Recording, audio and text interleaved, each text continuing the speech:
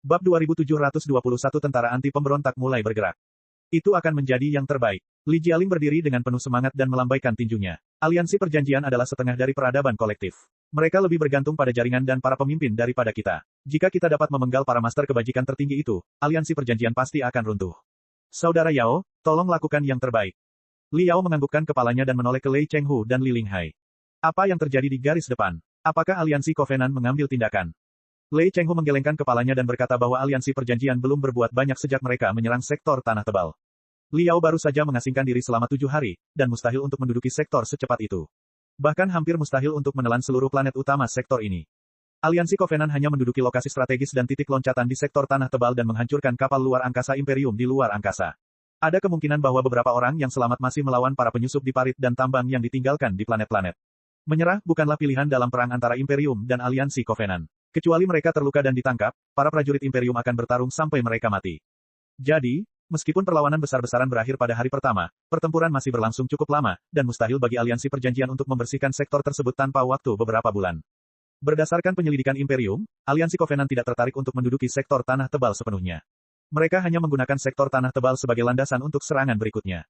Bukti paling langsung adalah bahwa pasukan utama aliansi Covenant belum terdeteksi. Armada itu menghilang lagi setelah menghancurkan garnisun sektor tanah tebal tanpa henti.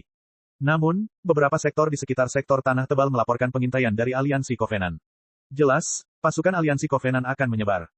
Menurut staf umum pasukan ekspedisi, aliansi Covenant tidak mengincar sektor atau planet kaya sumber daya di area yang baru saja dipulihkan. Jika mereka benar-benar peduli dengan tempat-tempat itu, mereka tidak akan mundur secepat itu pada awalnya. Sambil menunjuk peta yang diproyeksikan oleh prosesor kristal mininya, Lei Chenghu berkata, target sebenarnya dari aliansi perjanjian adalah tenaga kerja dan sumber daya yang telah dicurahkan Imperium ke wilayah yang baru saja dipulihkan. Sejak kemenangan serangan balik Imperium, Imperium telah mengirim pasukan teknik dan konstruksi yang tak terhitung jumlahnya ke daerah yang baru saja direbut kembali, siap untuk membangun kembali planet-planet yang dibakar habis oleh Covenant Alliance. Banyak sekte dan perusahaan juga telah menginvestasikan modal besar di daerah tersebut. Sekarang aliansi Covenant telah kembali dan menduduki sektor tanah tebal, yang merupakan pusat transportasi, hubungan antara garis depan dan belakang terputus. Jika aliansi Covenant menduduki beberapa pusat lainnya, hubungan kita dengan garis depan akan terputus sepenuhnya. Bukannya kita tidak bisa langsung mengirim kapal induk ke garis depan dari sektor terminus Imperial, tapi itu akan menghabiskan lebih banyak bahan bakar daripada yang bisa kita tanggung. Mungkin, untuk mengirim 1 kapal bahan bakar ke garis depan, 10 kapal bahan bakar akan dihabiskan untuk perjalanan itu. Kita tidak punya banyak sumber daya untuk disia-siakan saat ini. Jadi, jika strategi aliansi perjanjian berhasil, mereka akan menyandera prajurit, rakyat, dan aset kita di garis depan, dan mereka akan dapat melancarkan serangan sungguhan saat rakyat kita merasa cemas. Sambil menatap peta, Li Yao bertanya dalam hati, lalu, tindakan balasan apa yang bisa dilakukan Imperium? Sayangnya, tidak banyak yang dapat kami lakukan meskipun kami mengetahui strategi Covenant Alliance. Sambil menggertakkan giginya, Lei Chenghu berkata dengan dingin, kita kalah jumlah, dan kita hanya bisa menghadapi satu musuh dalam satu waktu. Jika kita membagi pasukan kita dan melawan aliansi Covenant serta keempat keluarga secara bersamaan, kita akan mengalami kegagalan yang brutal di kedua medan perang. Jadi, kita harus mengepalkan seluruh pasukan kita menjadi tinju yang tak terhentikan dan meledakkan kepala salah satu musuh terlebih dahulu, sebelum kita meledakkan musuh kedua dengan moral tinggi dari kemenangan pertama. Jadi, meskipun kita tahu bahwa jerat di leher kita semakin ketat, kita tidak punya pilihan lain kecuali menjalankan strategi yang telah kita sepakati di awal. Kita akan mengumpulkan semua pasukan kita, termasuk armada petir yang mencengangkan, armada laut dalam, pengawal kekaisaran, armada pembakar, dan menghabisi keempat keluarga itu terlebih dahulu. Sementara kita berbaris menuju sarang keempat keluarga, pasukan ekspedisi harus melawan aliansi Covenant sendirian. Aku hanya berharap mereka bisa berhasil. Li Yao terdiam. Dia telah mendengar tekanan pada dewa perang di antara barisannya. Tak heran jika jenderal kawakan Imperium yang dulunya sekuat besi, kini begitu mudah diserbu olehnya. Tidak pernah ada pilihan yang sempurna di medan perang manapun. Sebagian besar waktu, orang harus mengambil risiko. Benar atau tidaknya keputusan mereka, dan apakah keputusan itu akan menyelamatkan negara atau menghancurkannya? Itu semua adalah pertanyaan-pertanyaan yang hanya dapat dijawab seiring berjalannya waktu. Bahkan Li Yao tidak dapat membantah bahwa kekejaman Lei Chenghu yang membiarkan pasukan ekspedisi melawan pasukan utama aliansi perjanjian adalah salah. Dia tahu bahwa membagi pasukan dalam perang adalah hal yang mengerikan. Li Yao menatap Bos Bai. Bos Bai mengangguk dan berkata, saya setuju dengan strategi Jenderal Lei. Namun, masih ada masalah penting, yaitu koordinasi internal kita. Perlu dicatat bahwa, meskipun banyak pasukan berkumpul di sektor terminus Imperial, mereka berasal dari sumber yang rumit. Beberapa dari pasukan ekspedisi, beberapa dari aliansi bisnis 10.000 sektor, beberapa dari kultivator, dan beberapa dari armada andalan keempat keluarga yang menyerah. Pasukan itu tampak sangat banyak, tetapi sebenarnya mereka tidak terorganisir. Jika Anda berhadapan dengan pasukan utama aliansi Covenant dengan pasukan seperti itu, ada kemungkinan pasukan itu akan hancur jika perang tidak berjalan dengan baik. Bagaimana kita bisa menata kembali pasukan yang longgar menjadi pasukan yang tak terhentikan? Pendekatan yang paling sederhana adalah kemenangan. Kita akan memoles pasukan baru dengan kemenangan berturut-turut dan menebus semua perselisihan internal dengan semangat juang yang membara. Setelah kehilangan armada terbaik mereka, keempat keluarga itu kini menjadi sangat lemah meskipun mereka memiliki wilayah yang luas. Semangat kita akan lebih tinggi dari sebelumnya setelah kita mengalahkan keempat keluarga itu sepenuhnya. Kemudian, kita akan berbalik dan bertempur secara strategis melawan aliansi Covenant. Kita akan benar-benar tak terhentikan saat itu. Li Yao menganggukkan kepalanya. Dia harus mengakui bahwa Lei Chenghu dan Bos Bai jauh lebih bijaksana daripada dirinya. Benar, Li Yao bertanya lagi, bagaimana dengan federasi? Apakah parlemen sudah membuat keputusan? Belum. Dengan senyum samar, Bos Bai berkata, namun, kami menerima surat dari Bai Keixin, kepala staf armada Burning Prairie. Federasi sekarang sedang membentuk pasukan tanggap cepat baru yang berbasis di armada Burning Prairie. Anda tahu bahwa federasi akan terpengaruh oleh perang antara Imperium dan aliansi Covenant ini, terlepas apakah mereka ikut serta dalam perang atau tidak. Jadi, tidak salah jika melakukan persiapan terlebih dahulu. Jadi, federasi juga sedang membuat persiapan untuk perang. Li Yao mengepalkan tangannya dan teringat lagi pada Ding Lingdang yang tak kenal takut. Dia tahu bahwa federasi Star Glory tidak akan tinggal diam.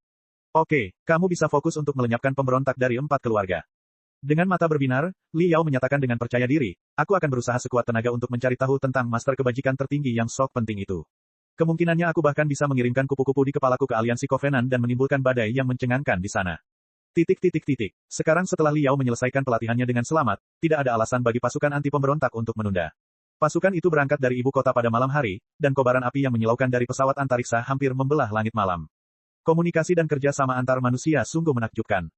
Setahun lalu, para penggarap dan penggarap abadi menganggap satu sama lain sebagai musuh bebuyutan. Akan tetapi kini, armada petir menakjubkan milik para penggarap abadi dan armada pembakar milik para penggarap bekerja sama melawan musuh bersama. Ibu kota para penggarap abadi harus dipertahankan oleh boneka pertempuran dan posisi pertahanan sepenuhnya otomatis yang berada di bawah kendali Xiaoming, Wen Wen, dan Raja Tinju, yang merupakan generasi kehidupan berikutnya. Dapatkah penggarap abadi benar-benar mempercayai penggarap? Dapatkah para penggarap benar-benar mempercayai para penggarap abadi? Dapatkah para penggarap dan penggarap abadi 100% mempercayai Xiaoming, Wen Wen, dan Raja Tinju? Jawabannya tentu saja tidak. Mereka semua punya kekhawatiran. Mereka semua waspada dan berhati-hati satu sama lain. Mereka semua tidak bisa tidak memikirkan kemungkinan terburuk. Mereka semua mendesah di malam hari saat tidak ada orang di sekitar. Namun, alam semesta terlalu luas dan gelap, dan mereka tidak punya pilihan selain menemukan kehangatan dalam pelukan satu sama lain dan terus maju. Bab 2722, besok akan tiba. 3 hari berlalu. Li Yao sangat sibuk selama 3 hari ini. Pada awalnya, ia memeriksa tubuhnya secara menyeluruh dan mempelajari otaknya di rumah sakit terbaik di Imperium, yang juga merupakan rumah sakit terbaik yang pernah dimiliki manusia. Kemudian, ia memodifikasi pembesar gelombang otak sesuai dengan indeks ledakan gelombang otaknya sebelum memasangnya di ruang kendali piramida kristal emas sebagai peluncur rencana bintik matahari. Kabar baiknya adalah Imperium dan Covenant Alliance masih bertempur di wilayah yang baru saja direbut kembali. Meskipun pasukan utama mereka tidak pernah muncul, para pengintai dan pasukan cyber mereka tidak beristirahat sedetik pun. Aliansi perjanjian sangat bergantung pada spiritual nexus, jadi Imperium telah mengerahkan banyak pasukan untuk menyusup ke jaringan aliansi perjanjian. Dari ibu kota hingga garis depan, saluran informasi berkecepatan tinggi tentang spiritual nexus telah dibangun. Melalui peningkatan pembesar gelombang otak dan piramida kristal emas, secara teori Li Yao dapat melakukan perjalanan melalui ruang angkasa dan mencapai garis depan. Namun, hal itu sangat berisiko dan mirip dengan hantu yang bepergian melewati badai matahari. Jiwanya mungkin hilang selamanya setelah satu saat kecerobohan. Ayah, apakah ayah benar-benar siap? Jauh di dalam piramida kristal emas, Xiaoming dan Wen Wen menawarkan perlindungan kepada Li Yao seperti biasa. Sampai batas tertentu, kedua anak itu mungkin adalah penerima manfaat terbesar dari reformasi. Baik Li Yao maupun Li Jialing tidak mengalami peningkatan sebanyak mereka. Sebelum reformasi, mereka adalah dua anak panik yang bersembunyi di bawah planet ibu kota.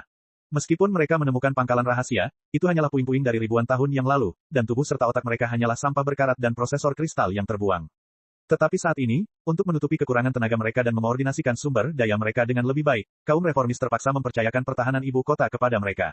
Mereka dapat menghubungkan prosesor kristal super tercanggih milik Imperium manusia sejati sebagai otak baru mereka, dan mereka dapat mengendalikan ribuan boneka besi paling kuat dan kejam sebagai perpanjangan tubuh mereka. Basis data Imperium of True Human Beings yang 100 kali lebih rumit daripada yang ada di Star Glory Federation adalah makanan paling lezat bagi mereka. Mereka melahap semua data yang bisa mereka jangkau dengan rakus dari satu planet dan satu sektor demi satu. Mereka tumbuh 100 kali lebih cepat daripada Li Yao. Mereka mengalami perubahan yang tak terduga, membawa kejutan baru bagi Li Yao, dan menjadi lebih canggih setiap hari. Sejujurnya, jika bukan karena kemajuan mereka dan juga kemajuan Raja Tinju, mustahil bagi Li Yao, Long Yangjun, Bos Bai, dan orang-orang Imperium untuk mengungkap misteri piramida kristal emas dan menjalankan rencana bintik matahari secepat itu. Mereka bahkan tidak dapat membangunkan Li Yao. Li Yao tidak pernah menduga kebaikan dan ketulusan mereka, tetapi terkadang, atau lebih tepatnya, setiap pagi ketika dia bangun, dia tidak bisa tidak merasa terkejut dengan pertumbuhan mereka.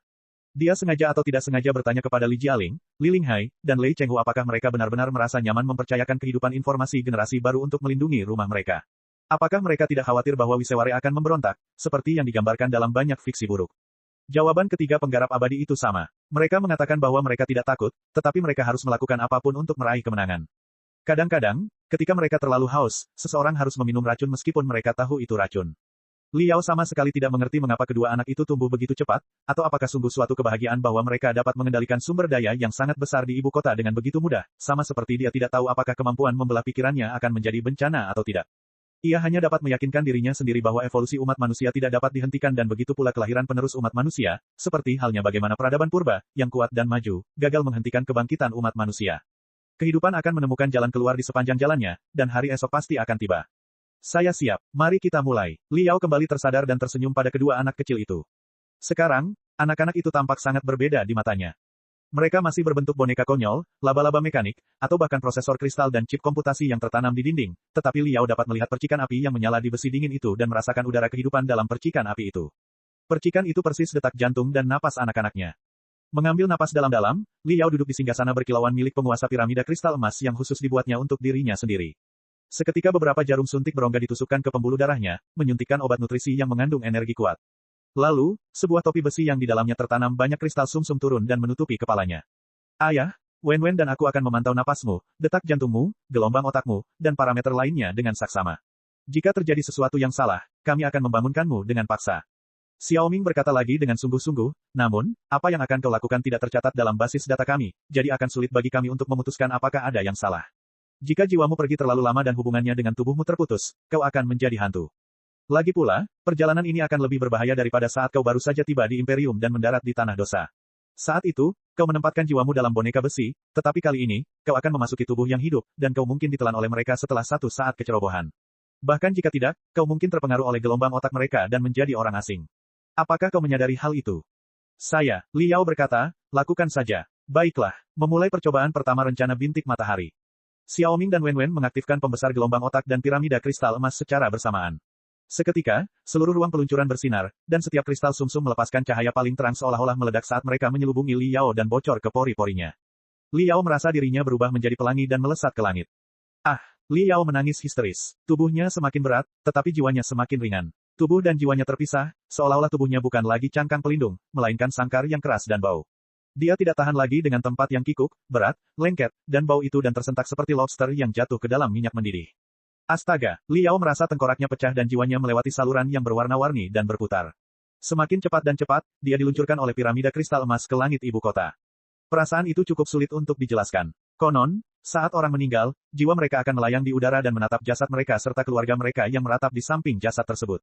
Liao merasakan hal yang sama saat ini, hanya saja perasaannya 100 kali lebih rincin dan berlimpah.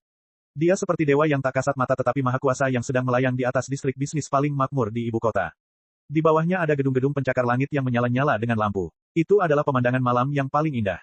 Meski begitu, apa yang dilihat Liao jauh lebih dari itu. Dia bisa melihat gelombang spiritual Nexus, yang menghubungkan kota seperti jembatan warna-warni. Ia dapat melihat bahwa setiap plaza melepaskan radiasi dahsyat yang berada di lapisan berbeda karena bahannya berbeda. Dia dapat melihat kobaran api knalpot pesawat ulang-alik yang panjang di angkasa, yang pesonanya tidak akan pernah dapat ditangkap oleh orang biasa. Tentu saja, apa yang memenuhi sebagian besar penglihatannya adalah radiasi dari matahari yang telah terbenam, bulan yang baru saja terbit, dan planet ibu kota itu sendiri, serta medan magnet alami yang terbuat dari radiasi yang terkumpul. Liao tidak pernah menghargai keindahan planet di alam semesta dengan cara seperti itu. Dia terpesona. Liao tersenyum. Merasa seperti setetes air yang jatuh ke sungai, dia melompat dengan lincah ke spiritual Nexus dan mentransmisikan dirinya dengan cepat. Dengan kecepatan yang hampir mendekati kecepatan cahaya, jiwa Liao melesat maju dalam bentuk kehidupan baru di alam tak dikenal. Bab 2723, bolehkah aku masuk? Semakin dekat ia dengan kota itu, semakin Liao merasakan api kehidupan yang menyala-nyala, yang bersemi seperti bunga, dan mengirimkan segala macam suara dan gambar kepada Liao. Tentu saja, dia tidak bisa langsung mengintip hati orang lain. Namun, saat mereka terlalu bersemangat, ada kemungkinan gelombang otak mereka akan mengungkapkan sebagian perasaan mereka dan diterima oleh Liao. Potongan-potongan memori yang rumit itu menghancurkan jiwa Liao berulang kali bagaikan gambar-gambar glamor pada kaleidoskop. Begitu dahsyatnya sehingga Liao sama sekali tidak merasa senang sebagai seorang pengintip, tetapi malah tersiksa. Seolah-olah dia terlibat dalam tsunami tangisan, jeritan, raungan, dan isak tangis. Dia tercabik-cabik menjadi beberapa bagian, sebelum dia tenggelam ke dalam jurang yang terbuat dari rasa sakit dan penderitaan ribuan orang. Dia hampir tidak bisa membebaskan dirinya dari emosi gelap itu. Itu terlalu mengerikan. Liao berusaha sekuat tenaga untuk menarik diri dari lautan perasaan. Melihat jiwanya yang meredup, dia masih sedikit takut. Dia akhirnya mengerti mengapa manusia memilih berkomunikasi dengan bahasa di jalur evolusi ketika telepati sangat efisien dan berguna. Hal ini terjadi karena efisiensi interaksi telepati terlalu tinggi, begitu tingginya sehingga satu perasaan dapat dengan cepat menular ke setiap individu dalam kelompok, hingga seluruh kelompok hanya memiliki satu perasaan dan satu cara berpikir. Jika satu orang menangis, seluruh kelompok akan menangis, dan jika satu orang tertawa, seluruh kelompok akan tertawa bersamanya. Amarah satu orang dapat menyebar ke seluruh kelompok dalam sekejap dan menyebabkan perang saudara di detik berikutnya. Struktur sosial seperti itu pastinya jauh dari peradaban manapun. Hanya makhluk kolektif seperti klan Haoyi atau peradaban mesin yang benar-benar rasional yang dapat memilih telepati sebagai cara interaksi informasi. Otak manusia adalah benteng terkeras bagi jiwa manusia untuk bersembunyi. Mereka dapat berpikir dengan tenang dan mandiri tanpa terpengaruh oleh radiasi atau perasaan orang lain. Itulah dasar bagi berbagai pola pikir dan status emosional. Hanya ketika mereka berbeda, mereka dapat menjelajahi berbagai jenis masa depan. Namun bagi Liao saat ini, jiwanya terlalu jauh dari cangkangnya.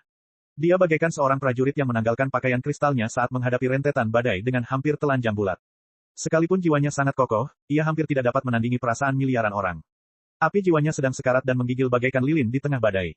Sungguh status yang mengerikan. Liao berpikir dalam hati, sekarang, aku hanya melawan pengaruh orang lain dengan memadatkan jiwaku, tetapi sebagai seseorang di tahap percabangan keilahian, aku seharusnya membagi jiwaku menjadi ribuan bagian, beresonansi dengan jutaan orang, dan menyerap kekuatan mereka untuk pelatihanku.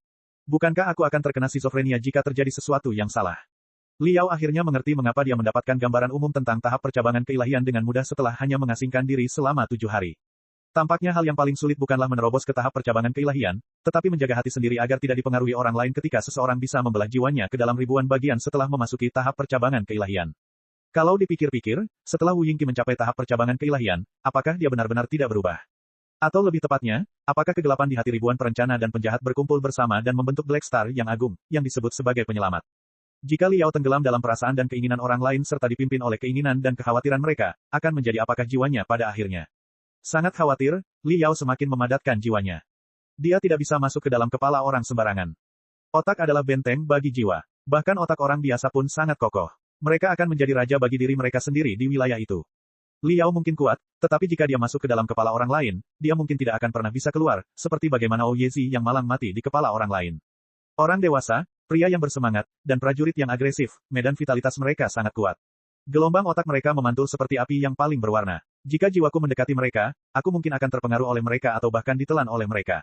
Akan sangat sulit bagi saya untuk berkomunikasi dengan orang-orang itu. Para manula, anak-anak, orang sakit, orang depresi, dan orang yang sedang tidur. Medan vitalitas mereka redup, dan gelombang otak mereka seperti sungai yang tenang. Mereka tidak terlalu berbahaya. Saya dapat mencoba menyuntikkan saraf virtual saya ke dalam medan vitalitas mereka dan mengirimkan informasi sederhana kepada mereka. Hah, kenapa ini terasa seperti salah satu cerita hantu di catatan para penggarap kuno? Menurut para penggarap kuno, laki-laki lebih kecil kemungkinannya untuk diserbu oleh hantu dan makhluk jahat, dan para prajurit yang telah melalui pertempuran berdarah dapat menakuti segala hal yang buruk. Di sisi lain, orang tua, anak-anak, dan orang-orang yang hancur lebih mungkin melihat hantu. Jadi, itu bukan tahayul. Hanya saja medan vitalitas orang-orang tersebut lebih lemah, dan lebih mudah bagi orang luar untuk mengacaukan retina dan saraf optik mereka. Ada juga cerita di mana seseorang dapat muncul dalam mimpi orang lain dan mengajukan permintaan. Alasannya sama, saat seseorang tidur, mereka paling tidak waspada dan terlindungi, dan mudah untuk meniru sel-sel otak mereka dan menyajikan informasi dalam mimpi mereka. Tidak sepenuhnya mustahil bagiku untuk merasuki seseorang sekarang. Jika aku memilih seseorang yang lemah dan tidak stabil, aku dapat menyerang otaknya, membajak sebagian saraf otaknya, dan menggunakan tubuhnya dari jarak jauh. Tentu saja, itu akan sangat berbahaya dan melelahkan bagi kita berdua. Tidak perlu melakukan hal bodoh seperti itu kecuali benar-benar diperlukan. Secara keseluruhan, orang-orang zaman dahulu tidak menyadari adanya pendekatan penelitian sistematis dan hanya menyimpulkan fenomena, tetapi apa yang mereka lakukan cukup mirip dengan apa yang saya lihat saat ini. Liao berpikir cepat dan mencoba teknik barunya. Dia seharusnya menghabiskan waktu sebulan atau bahkan setahun untuk membiasakan diri dengan teknik-teknik baru. Namun, tidak ada waktu untuk itu. Pusat kosmos sedang terbakar. Bagaimana mungkin dia meluangkan waktu untuk mempelajari teknik-teknik itu? Memusatkan jiwanya ke dalam seberkas cahaya yang panjang dan sempit, Liao meninggalkan kota dan terbang ke pantai timur benua dalam tabung energi spiritual. Dalam sekejap mata, dia telah mencapai garis pantai. Melalui tabung itu, Liao melanjutkan perjalanan dan menyelam ke dalam laut. Tak lama kemudian, sebuah pulau muncul di hadapannya. Itu persis Institut Penelitian Psikis ketiga milik Suge Jinglun. Jiwa Liao melompat dari pasang surut dan mengamati tempat perlindungan dari langit. Medan vitalitas para psikopat 100 kali lebih ganas dan menyeramkan daripada orang biasa. Liao tidak bisa menahan rasa takutnya. Dengan hati-hati menghindari para psikopat, dia berjalan lebih jauh ke dalam kota penduduk Covenant Alliance melalui tabung. Tidak ada perbedaan antara siang dan malam di kedalaman pulau. Tempat itu seterang siang di bawah cahaya lampu meskipun langit di luar gelap. Ribuan tawanan Covenant Alliance masih bekerja seperti mesin yang tak kenal lelah dan membangun rumah mereka dengan naluri alami mereka. Medan vitalitas aliansi perjanjian benar-benar berbeda dari yang lain. Otak orang-orang normal bagaikan bunga, pusaran, labirin, atau kaleidoskop, sedangkan otak orang-orang aliansi perjanjian bagaikan sumur kering, danau beku, dan batu keras, tidak lebih. Sementara Liao terlalu takut untuk memasuki otak orang-orang normal, otak orang-orang aliansi perjanjian tampaknya terlalu membosankan untuk dipelajari. Meski begitu, Liao mengidentifikasi orang yang tampaknya adalah bintik matahari itu tanpa masalah. Berdasarkan persepsinya dengan medan vitalitasnya, bintik matahari tampak semakin tidak terlihat. Meskipun dia sibuk berlatih seperti prajurit aliansi perjanjian lainnya, dia hanya merasakan hal yang berbeda terhadap Liao. Tidak ada yang tahu apakah itu karena pengaruh Wu Yingqi 3.0, tetapi Liao mendapati bintik matahari itu sangat ramah, seolah-olah mereka terhubung oleh darah. Jiwa Liao tak dapat menahan diri untuk melayang ke arah kepala bintik matahari.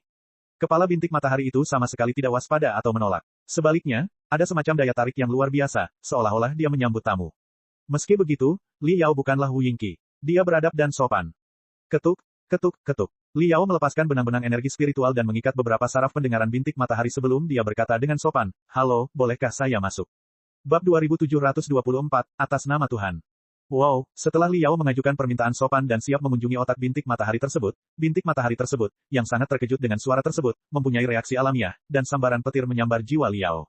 Ledakan, jiwa Liao langsung hancur berkeping-keping. Ia terbanting ke belakang oleh gemuruh guntur dan kilat. Ah, Liao menangis terseduh-seduh. Hai, hai, hai, hai, hai. Segala sesuatu di sekitarnya berubah dengan cepat, dan jiwa Liao ditarik kembali oleh kekuatan aneh melintasi lautan dan benua melalui poros di piramida kristal emas kembali ke cangkangnya di singgasana perak. Mendesis, Liao melompat dari singgasana peraknya, sambil merasakan kepalanya baru saja dipukul 100 kali. Apa yang telah terjadi? Dunia berputar di depan mata Liao. Ia mengalami sakit kepala hebat, dan cairan mencurigakan keluar dari mulut dan matanya. Ia melihat dirinya di cermin, hanya untuk melihat bahwa matanya merah. Ayah, Xiaoming dan Wenwen bergegas untuk membantu Liao dengan lengan mekanik mereka. Mereka telah meningkatkan dosis obat nutrisi untuk membantunya tenang dan mengobati lukanya. Baru saja, kami mendeteksi bahwa gelombang otakmu luar biasa tinggi. Apakah kau baru saja membuat target lengah dan membuatnya takut? Xiaoming menganalisis dan berkata, ketika manusia merasa takut, mekanisme perlindungan akan otomatis aktif di otak mereka untuk meningkatkan intensitas gelombang otak guna menghalangi penyusup. Jadi, Anda tidak boleh bersikap kasar. Anda harus bersabar dan melakukannya secara perlahan. Siapa yang kasar? Aku selalu bersikap lembut, oke. Liao meludahkan ludah berlumuran darah dan menyingsingkan lengan bajunya, sebelum dia berkata, ayo kita coba lagi. Apa kamu yakin? Wenwen berkata dengan cemas, mengeluarkan jiwamu dari tubuhmu sangat melelahkan. Apakah ayah tidak butuh istirahat? Banyak sekali orang yang meninggal dalam perang setiap detiknya. Saya tidak punya waktu untuk beristirahat. Liao menggertakkan giginya. Lakukan saja. Untuk kedua kalinya, dia duduk di singgasana perak, dan jiwanya bersemi bak kembang api. Kali ini dia lebih akrab dengan prosesnya, dan jiwanya mencapai bintik matahari di Institut Penelitian Psikis ketiga secepat kilat. Secara samar-samar, Liao merasakan otak bintik matahari itu tidak setenang sebelumnya tetapi memiliki riak-riak lemah karena guncangan tadi. Dia telah meninggalkan teman-temannya yang tengah berlatih dengan sungguh-sungguh dan duduk sendirian di sudut. Para tawanan aliansi Covenant di kota ini semuanya adalah pekerja dan prajurit tingkat bawah. Mereka tidak memiliki komandan. Jadi, tidak seorang pun dari mereka yang tahu apa yang harus dilakukan dengannya dan hanya menjalankan tugas mereka dengan naluri alami mereka.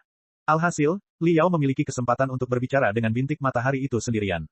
Dengan pelajaran yang dipelajarinya terakhir kali, Liao tidak membiarkan jiwanya mendekati bintik matahari terlalu dekat kali ini. Sebaliknya, dia bertanya dengan sabar dari jauh. Jangan takut, aku tidak jahat, aku hanya seorang teman. Bolehkah aku masuk? Bintik matahari itu bergetar, dan matanya jelas melotot. Namun, ia tidak benar-benar mampu berpikir secara mandiri. Tanda genetik dalam tubuhnya begitu kuat sehingga ia tanpa sadar mengangguk dan membuka pikirannya. Sangat lega, Liao menekankan jiwanya ke dalam pikiran bintik matahari itu. Siapa kamu? Merasakan kekuatan yang luar biasa, agung, dan agung muncul di otaknya, bintik matahari itu bergumam dengan kegembiraan yang paling murni dan agung, kau Tuhan. Kau Tuhan yang maha tahu dan baik hati. Tidak, aku bukan Tuhan. Tidak ada Tuhan di dunia ini. Prinsip Liao adalah dia tidak akan mendapatkan persetujuan dari bintik matahari melalui kebohongan dan tipu daya. Dia bersikeras, saya seorang teman. Saya di sini untuk. Dia baru saja menyelesaikan kalimatnya ketika dia merasakan sambaran petir dengan cepat berkumpul di kepala bintik matahari itu. Kamu bukan Tuhan, tapi kamu telah memasuki otakku. Sambil memegang kepalanya, bintik matahari itu berkata dengan tegas, kalau begitu, kau pasti iblis luar angkasa. Kaulah yang paling jahat, minggir dari pikiranku. Ledakan, tepuk, tersambar petir lagi, Liao terpental untuk kedua kalinya dan ditarik kembali ke cangkangnya di piramida kristal emas oleh Xiaoming dan Wenwen tepat pada waktunya. Saya tidak percaya ini. Marah, Liao memegang matanya yang bengkak seperti buah persik busuk, dan berkata, dasar bodoh dan tahayul. Dia benar-benar sudah diracuni terlalu lama. Ayah, kenapa ayah tidak membiarkannya saja? Kita bisa mencari cara lain. Wen berkata dengan khawatir, jika terus seperti ini, jiwamu akan benar-benar hancur, dan kau tidak akan pernah bisa kembali ke tubuhmu lagi. Tidak, Liao menggertakkan giginya, dan kecemerlangan di matanya hampir membakar darah hitam yang kental. Jika aku tidak bisa membangkitkan hanya satu bintik matahari, bagaimana aku akan membangkitkan martabat dan harapan jutaan orang aliansi perjanjian sebagai manusia? Biarkan aku mencobanya lagi. Untuk ketiga kalinya, jiwa Liao tiba di Institut Penelitian Psikis ketiga dalam seberkas cahaya yang tak terlihat. Menembus dinding, ia mencapai puncak bintik matahari. Bintik matahari itu terengah-engah dan tampak sangat bingung. Dia tampaknya terkejut dengan kontak Liao sebelumnya dengannya. Liao memperkirakan bahwa dia tidak pernah lebih emosional dalam hidupnya daripada saat ini. Apa masalahmu? Dengan penuh kewaspadaan, Liao mengirimkan sebuah pikiran ke bawah lagi. Kami sedang mengobrol dengan baik, dan aku sangat sopan. Jika kamu tidak ingin aku masuk, aku bisa tetap di luar. Mengapa kamu menyambarku dengan petir saat kamu mengundangku? Bukankah itu buruk? Ah, mata bintik matahari itu melotot lagi. Liao tidak perlu membacanya untuk mengetahui apa maksudnya. Iblis. Iblis luar angkasa. Aku bukan iblis luar angkasa. Apakah kau tidak merasa aku akrab dan dekat, seolah-olah kita sangat terikat? Mengapa kau merasa seperti itu jika aku iblis luar angkasa? Liao berkata, tentu saja, aku juga bukan dewa. Namun, aku sangat dekat dengan dewa yang kau sembah dan patuhi sepenuhnya, dan akhirnya, dewamu menjadi bagian dari diriku dan mempercayakan warisan dan misinya kepadaku. Bisakah kau memahami hubungan rumit di antara kita? Liao memperkirakan bahwa bintik matahari tidak dapat memahaminya sama sekali karena kurangnya kemampuan berpikir logisnya. Namun, bintik matahari itu memiringkan kepalanya dan berpikir lama, sebelum dia duduk dan membuka pikirannya kepada Liao. Engkau adalah Tuhan yang Maha Kuasa dan Maha Tahu, dan aku hanyalah hamba-Mu yang paling hina. Pesan tersebut dikirim dari bagian terdalam otak bintik matahari. Liao menarik napas dalam-dalam. Mengetahui bahwa tahayul tidak dapat dihilangkan dalam semalam, ia memutuskan untuk mencoba mencairkannya bersama bintik matahari terlebih dahulu. Untuk ketiga kalinya, jiwanya melangkah ke otak bintik matahari dengan hati-hati. Ketika saraf virtual yang dikumpulkan oleh jiwanya terhubung dengan saraf nyata bintik matahari, Liao mendengar suara samar. Kemudian, sesuatu yang menakjubkan terjadi. Seluruh dunia menjadi 100 kali lebih jelas dan lebih hidup. Dia bisa melihat dan mendengar segala sesuatu di sekitarnya dengan jelas melalui mata dan telinga bintik matahari.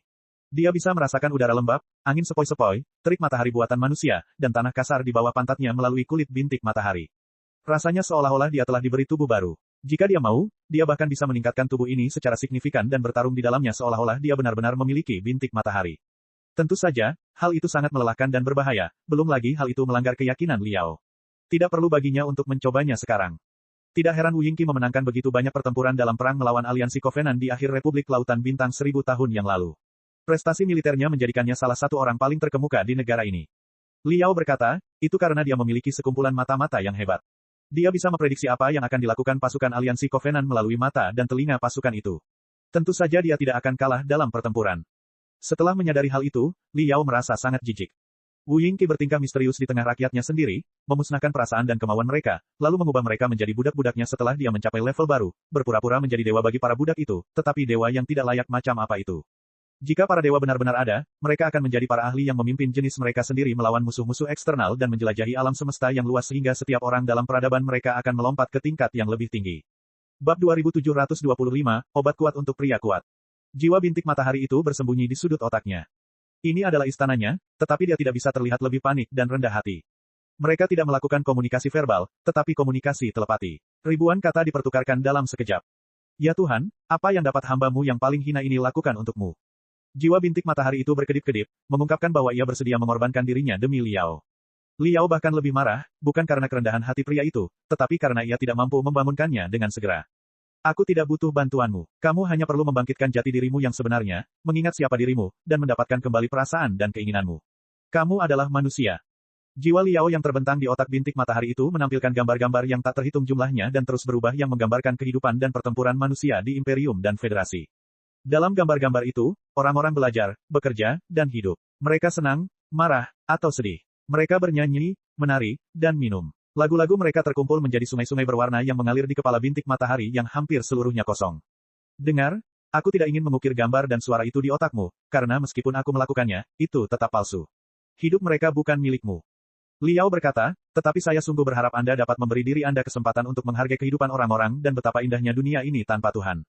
Kemudian, temukan jati diri Anda dan jalani hidup Anda. Saya tidak ingin mengganggu pilihan Anda, tetapi saya berharap Anda memiliki hak untuk memilih. Setiap manusia seharusnya memiliki hak untuk memilih nasib mereka. Itulah sebabnya kita adalah manusia. Apakah Anda mengerti maksud saya? Gambar-gambar yang memukau dan suara-suara Liao yang memekakkan telinga muncul dalam kepala bintik matahari itu, tetapi segera menghilang tanpa meninggalkan bekas apapun. Bintik matahari itu terdiam. Jelas, dengan kebijaksanaan dan cara berpikirnya, mustahil baginya untuk memahami gambar-gambar atau hak untuk memilih. Saya Fanggang 123, pelayanmu yang paling rendah hati dan paling patuh. Setelah lama terdiam, bintik matahari mengirimkan pesan. Fanggang 123 merupakan nama umum dalam Covenant Alliance. Nama keluarga setiap anak di Covenant Alliance ditentukan berdasarkan kelompok tempat orang tua mereka berasal saat mereka lahir. Kemudian, nama pemberian mereka dipilih secara acak dari daftar sekitar 30 kata. Jika nama lengkap telah digunakan, sebuah angka akan ditambahkan untuk membedakan nama tersebut. Itu lebih seperti nomor untuk mesin daripada nama untuk manusia. Kalau saja Liao masih punya rambut saat ini, dia pasti sudah mencabut semua rambutnya dan memukul dadanya sendiri karena marah. Tepat pada saat itu, seseorang samar-samar terkekeh di punggungnya. Apa kau bercanda? Apakah ini rencanamu untuk membangunkan orang-orang dari Covenant Alliance? Liao sangat terkejut mendengar suara iblis mental itu. Apa-apaan ini? Jangan mendekatiku seperti itu, kumohon. Liao berkata, aku tidak merasakan kehadiranmu sejak aku menyendiri di piramida kristal emas. Kau sama sekali tidak menanggapiku saat aku memanggilmu. Kupikir aku sudah membersihkanmu, tetapi aku tahu kau tidak akan mati semudah itu.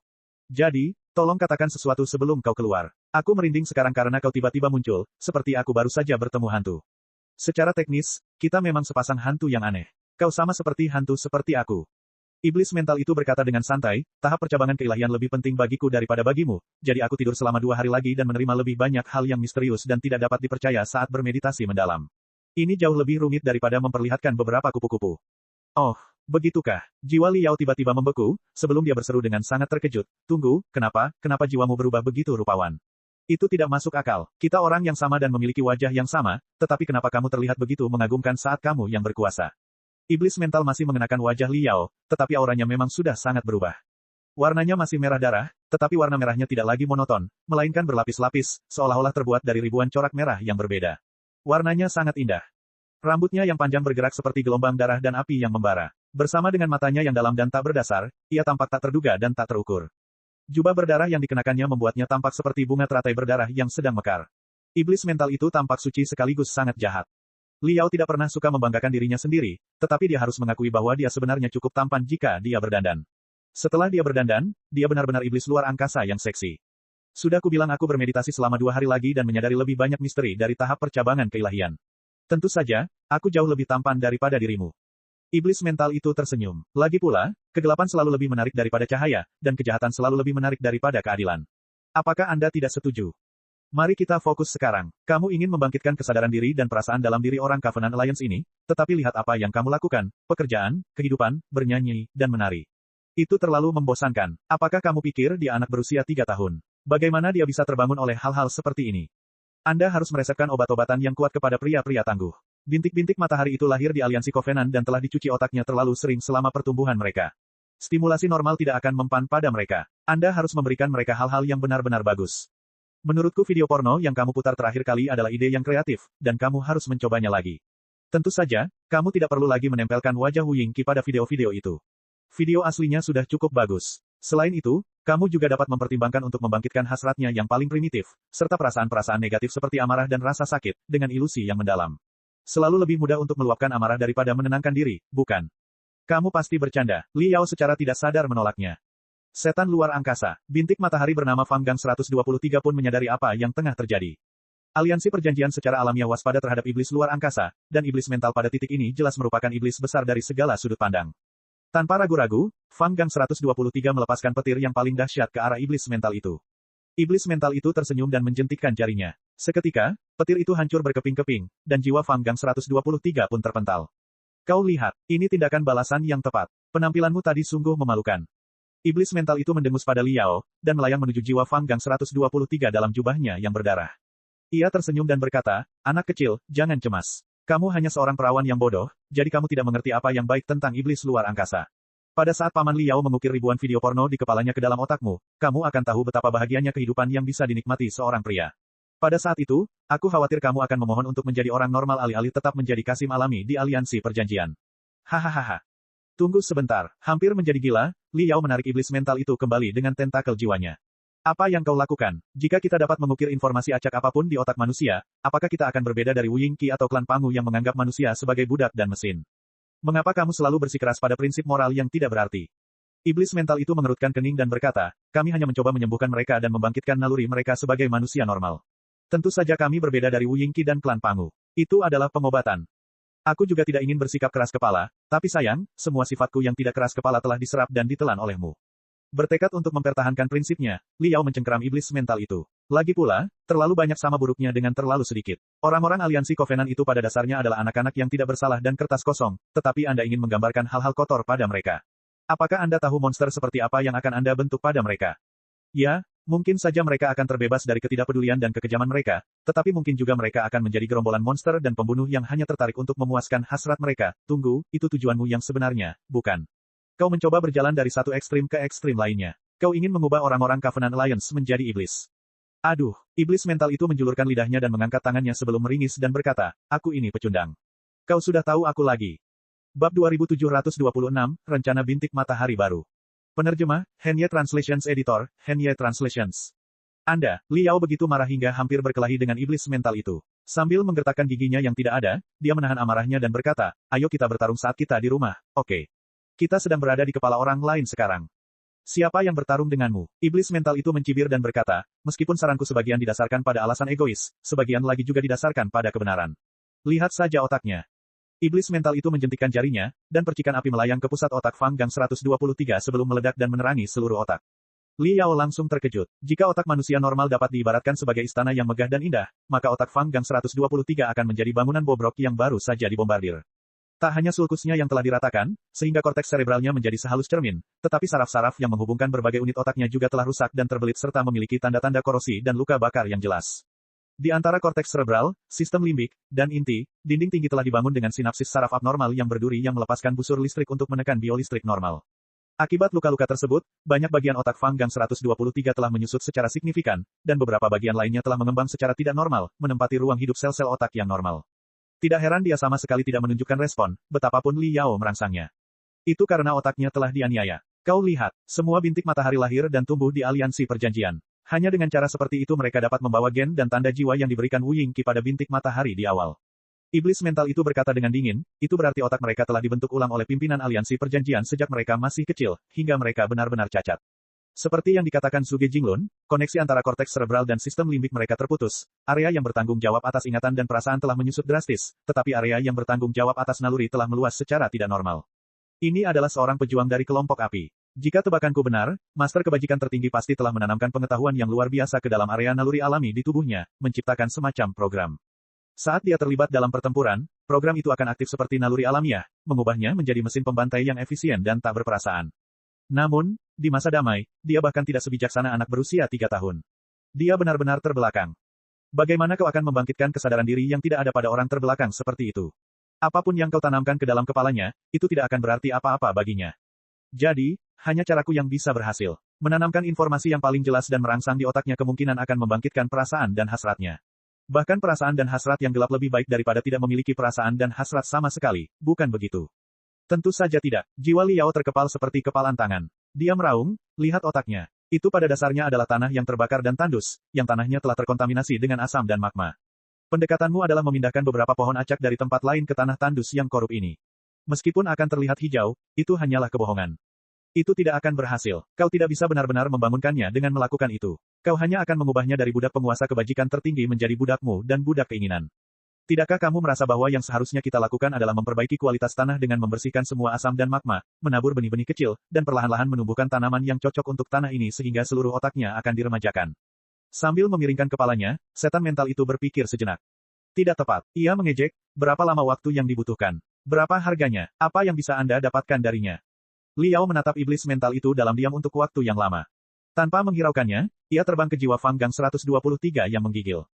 Jangan takut, kita berteman. Aku sepertimu. Aku di sini untuk menyelamatkanmu. Liao bergumam dan melepaskan cahaya lembut dari jiwanya yang menyelimuti saraf-saraf rusak dan sel-sel otak layu milik Fang Gang 123. Sambil menyipitkan matanya, iblis mental itu mengamati cukup lama dan akhirnya menyadari apa yang sedang dilakukan Liao. Ia mengerutkan kening lagi. Kamu gila, iblis mental itu mendesah. Kau membantu orang ini memperbaiki otaknya dengan mengorbankan kekuatan jiwamu yang berharga. Memang benar kami berdua ahli dalam pemulihan otak. Otak kami meledak beberapa kali setiap hari saat kami berlatih dan bertarung dengan gila-gilaan di masa lalu, tetapi kami hampir tidak meminta bantuan penyembuh meditasi atau ahli bedah otak. Kami hanya menyambungkan pembuluh darah dan saraf otak sendiri. Pemahaman kami tentang otak jauh lebih baik daripada kebanyakan penyembuh meditasi dan ahli bedah otak. Kami adalah ahli terbaik. Namun, Anda harus ingat bahwa ini bukan otak kita, melainkan otak seseorang yang jaraknya ratusan kilometer dari kita. Memperbaikinya 10 kali lebih sulit daripada memperbaiki otak kita sendiri. Hentikan omong kosong itu. Dengan memfokuskan perhatiannya, Liao memisahkan ribuan tentakel dari jiwanya dan membantu Fang Gang 123 menyambungkan pembuluh darah dan saraf yang rusak serta menghilangkan redundansi yang menyumbat sulkus. Ia berkata kepada iblis mental itu tanpa menoleh ke belakang, kau tahu bahwa kau tidak dapat meyakinkanku. Tapi aku bisa menghentikanmu. Iblis mental menggertakkan giginya. Jiwa kita saling terkait dan berasal dari asal yang sama. Sementara kau sibuk melelahkan diri, aku juga terpengaruh. Bodoh, aku sudah merasakan bahwa kekuatanku mulai menghilang. Berhenti sekarang. Hentikan aku. Liao akhirnya menoleh ke arah iblis mental itu. Mengapa kamu tidak mencobanya? Iblis mental itu menggigil dan terlalu takut untuk mengatakan apapun. Setelah waktu yang lama, ia hanya mendengus dan duduk di tepi otak Fang Gang 123 sambil merajuk.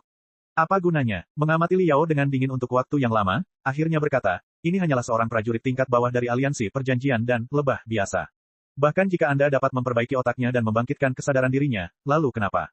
Bisakah itu mengubah aliansi perjanjian atau menyelamatkan federasi dan imperium? Apa gunanya? Mungkin tidak bisa. Masih dalam konsentrasi penuh, Liao telah membantu Fang Gang 123 menghubungkan 3.425 saraf yang sangat penting, yang merupakan sekitar 1/10 dari keseluruhan tugas. Dia berhenti sejenak dan berkata, tapi itu berarti baginya dan diriku sendiri. Aku masih berpikir kau menambah masalahmu. Iblis mental itu berkata lagi, jangan lupakan detail rencana bintik matahari. Bintik-bintik matahari itu seharusnya menjadi alat terbaik. Selama kamu mengakui bahwa kamu adalah dewa mereka, mereka akan memberitahumu semua yang mereka ketahui dan bahkan rela mati untukmu. Jika kamu mengumpulkan cukup banyak bintik matahari, mereka tidak akan ragu bahkan jika kamu meminta mereka untuk menyerang master kebajikan tertinggi. Tapi Anda mencoba membangkitkan kemanusiaan dan kesadaran diri mereka, mengubah mereka menjadi manusia sejati. Apa sebenarnya yang Anda inginkan? Setiap manusia punya kelemahan. Mereka rentan terhadap rasa takut, khawatir, dan marah. Akan ada banyak faktor yang tak terduga, dan mereka tidak akan mengabdi padamu. Bukankah kamu sedang menciptakan hambatan untuk dirimu sendiri? Dengarkan baik-baik. Kali ini, Liao tidak menoleh ke belakang, tetapi suaranya terdengar lebih serius dari sebelumnya. Rencana Sunspot saya berbeda dari rencana Sunspot Wu Yingqi 3.0. Dalam rencana bintik matahari miliknya, semua bintik matahari merupakan alat baginya untuk memenuhi tujuan pribadinya dan mewujudkan ambisinya. Ia tidak peduli berapa banyak bintik matahari yang akan mati pada akhirnya. Tetapi rencana bintik matahari saya berbeda. Saya tidak dapat menganggap manusia hidup sebagai alat seperti yang dilakukan Wu Yingqi 3.0, meskipun itu untuk tujuan yang tampaknya sakral dan mulia. Saya menganggap bintik matahari itu sebagai kaum saya sendiri, teman-teman saya, dan kawan-kawan saya yang berjuang di sisi saya. Jika mereka berjuang untuk sesuatu, saya harus memastikan bahwa mereka tahu apa yang mereka inginkan. Setelah hening sejenak, iblis mental itu berkata dengan muram, kamu hanya mencari masalah dan menambah kesulitan misi ini. Mungkin, tapi Anda tahu bahwa tidak ada jalan pintas, dan metode yang tampak sederhana dapat menyebabkan akibat yang tidak diharapkan. Liao berkata, apakah kamu benar-benar berpikir bahwa Wu Yingqi 3.0 dengan tulus mencoba membantu kita ketika dia mempercayakan rencana bintik matahari kepada kita? Dasar bodoh. Rencana bintik matahari adalah umpannya dan langkah pertama untuk memikat kita agar menjadi naga ganas. Jika kita menjalankan rencana bintik matahari sesuai idenya, menganggap semua bintik matahari sebagai alat murni dan mengabaikan martabat dan kehendak bebas umat manusia, apakah kita akan berbeda darinya? Bagaimana kita bisa mengklaim bahwa kita benar dan dia tidak? Jika bintik matahari dapat dianggap sebagai alat untuk tujuan yang mulia dan mendesak, dapatkah semua orang dari aliansi perjanjian dianggap sebagai alat untuk tujuan yang bahkan lebih mulia dan mendesak? Bagaimana dengan orang-orang imperium dan federasi? Apakah Anda mengerti? Batas-batasnya tepat di belakang kita. Jika kita mengambil satu langkah mundur, kita akan benar-benar runtuh dan harus berjalan di jalur Wu Yingqi 3.0. Aku tidak akan membiarkan rencananya berhasil. Jalanku adalah jalan berduri dan api, tapi aku akan menyelesaikannya. Bab 2727, Aturan Berayun. Penerjemah, Henye Translations Editor, Henye Translations. Ketika jiwa Liao kembali ke cangkangnya di dasar piramida kristal emas, ia tidak pernah merasa lebih lelah lagi, seakan-akan ia baru saja muncul ke permukaan di lautan pada kedalaman 10.000 meter. Iblis mental itu benar. Memperbaiki otak orang lain dari jarak jauh dan memperbaiki otaknya sendiri adalah hal yang sama sekali berbeda. Itu seperti perbedaan antara mengangkat benda yang beratnya 1 kilogram dan mengangkat benda dengan berat yang sama sejauh 1000 kilometer melalui manipulasi jarak jauh. Liao belum sepenuhnya menyembuhkan otak Fang Gang 123. Pria itu telah menjalani begitu banyak operasi sejak kecil sehingga istana otaknya bergetar hebat, dan Liao harus mencurahkan 100 kali lebih banyak perhatian dan energi spiritual untuk pemulihannya. Tapi itu adalah awal yang baik. Setidaknya, menjelang akhir pemulihan, ketika Fang Gang 123 mendengar sebuah lagu riang, riak kegembiraan menyebar dari jiwanya, seperti senyuman paling murni dari seorang anak. Bagi Liao, senyuman seperti itu sudah cukup untuk mengimbangi semua rasa sakit dan kelelahannya. Xiaoming dan Wenwen telah memantau Liao dengan saksama dan merekam data pergerakan jiwa Liao, sebagian untuk memastikan keselamatan dan kesehatan Liao dan sebagian untuk mensimulasikan pengendalian dan perawatan Liao dengan prosesor kristal. Tujuan utama mereka adalah untuk membangun serangkaian prosesor kristal super yang dapat membangunkan semua bintik matahari di aliansi Covenant sebagai pengganti Liao. Jika tidak, mustahil bagi Liao untuk menyelamatkan banyak orang jika ia membangunkan mereka satu persatu sendirian. Ayah, kamu harus istirahat. Xiaoming memutus sambungan Liao ke pembesar gelombang otak sebelum ia melepaskan gelombang spiritual berfrekuensi khusus dengan anggota tubuh buatan untuk membantu Liao memijat kepalanya dan memperbaiki jiwanya. Jiwamu telah pergi selama 6 jam, dan otakmu sama mengerikannya seperti kau telah bertempur dalam pertempuran paling sengit selama 6 jam. Jiwamu mungkin akan bubar jika tetap berada di luar selama 1 detik lagi. Ya, istirahatlah yang cukup. Anda perlu tidur nyenyak selama 3 jam lagi sebelum melanjutkan operasi yang rumit ini. Wen juga berkata, ini demi kebaikanmu sendiri dan demi bintik matahari itu. Kau tidak ingin salah menghubungkan saraf atau pembuluh darahnya, bukan? Alasan itu meyakinkan Liao. Seperti mesin yang roboh, Liao berbaring dan merentangkan lengannya, sebelum dia mengerang puas. Kami memulai dengan awal yang baik dalam eksperimen tentang jiwa yang meninggalkan tubuh. Xiaoming melanjutkan, kami telah mengumpulkan cukup banyak data untuk menetapkan aturan dasar, yaitu bahwa dibutuhkan banyak kekuatan mental dan energi spiritual agar jiwa meninggalkan tubuh, dan otak orang lain sangat rumit dan penuh dengan situasi yang tidak terduga. Bahkan jiwa orang biasa atau prajurit tingkat rendah mungkin dapat melukai para penyusup. Itu seperti semacam reaksi penolakan. Jika frekuensi gelombang otak target mirip dengan kita, atau merupakan produk yang dimodifikasi secara khusus seperti bintik matahari, reaksi penolakan akan diminimalkan, tetapi itu tidak berarti tidak akan ada bahaya. Jadi, kita harus lebih berhati-hati. Baiklah, ayah, istirahatlah yang cukup. Apakah ada hal lain yang ayah perlukan? Ya, mata Liao terpejam, dan ia mendengkur pertama kali, tetapi mata kirinya tiba-tiba terbuka aneh berwarna darah. Ia tersenyum dan berkata, Neltarion terlalu kecil untukku saat ini. Bisakah kau membantuku membangun tubuh baru, sebaiknya dengan prosesor kristal super sebagai kepalanya seperti milikmu? Aku tidak tahan berbagi tubuh dengan orang tolol yang keras kepala ini. Aku harus menjauh darinya sejauh mungkin. Hah, Xiaoming dan Wen berkata bersamaan, itu kamu. Jika kau menginginkan tubuh baru, mungkin sebaiknya kau bicara dengan Raja Tinju. Dia tipe petarung dan lebih cocok daripada dirimu. Xiaoming berpikir sejenak dan berkata, Master Fish King sedang merancang Great Iron City generasi baru. Dia akan mengubah benteng luar angkasa menjadi tubuhnya dan dapat berubah menjadi monolit yang puluhan kali lebih besar dari Colossus. Apakah kamu tertarik dengan itu? Kedengarannya sangat mengagumkan. Mata kiri iblis mental itu berkilauan. Tentu saja, minta dia membuatkan satu untukku juga. Namun, Wen bertanya, sekalipun kamu bisa masuk ke tubuh baru, apakah kamu yakin bisa menjauh dari ayah? Senyum iblis mental itu telah hilang. Baiklah, kau benar. Tidak ada kebaikan yang mutlak, sama seperti tidak ada kejahatan yang mutlak. Bahkan jika aku berjarak 10.000 tahun cahaya dari si idiot itu, kebaikannya yang keras kepala, konyol, dan menggelikan akan tetap mengejarku, menghantuiku, dan mengganggu jiwaku tanpa henti seperti keterikatan kuantum yang berdarah. Iblis mental itu menggertakkan giginya tak berdaya. Aku tidak bisa dipisahkan darinya. Itu hanya candaan. Betapa aku membencinya. Iblis mental itu menutup matanya dan mengutuk sejenak. Setengah menit kemudian, ia pun tertidur pulas. Sejak hari itu, Li Yao hampir tidak pernah meninggalkan piramida kristal emas. Ia sepenuhnya mengabdikan diri pada pengujian akhir rencana bintik matahari. Secara kebetulan, ketika dia hanya mencoba menyembuhkan cedera otak Fang Gang 123, dia menemukan selama perawatannya bahwa itu adalah cara pelatihan efektif yang dapat membantunya beradaptasi dengan status baru di mana jiwanya berada jauh dari tubuhnya.